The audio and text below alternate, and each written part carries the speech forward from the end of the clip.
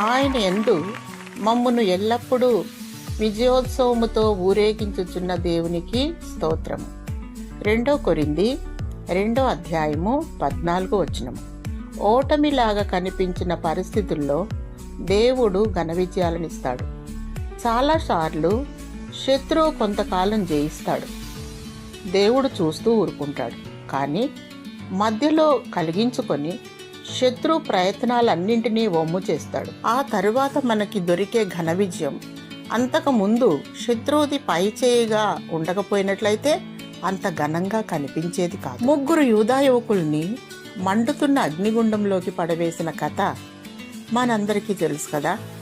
ఇక్కడ శత్రువు గెలిచినట్టే ముందు అనిపించింది. సజీవుడైన దేవుని సేవకులు భయంకరమైన అపజయాన్ని ఎదుర్కోబోతున్నట్లు అనిపించింది. మనకి కూడా ఎన్నో పరిస్థితుల్లో మనం ఓడిపోయినట్లు, శత్రువు గెలిచినట్లు అనిపిస్తుంది.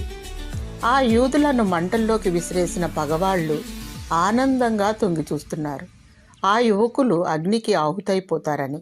అయితే వాళ్ళు అగ్నిగుండంలో హాయిగా పచార్లు చేస్తూ ఉండటం చూసి నివ్వెరపోయారు. నెబుకద్నెజరు వాళ్లను అగ్ని నుండి బయటకు రమ్మని పిలిచాడు.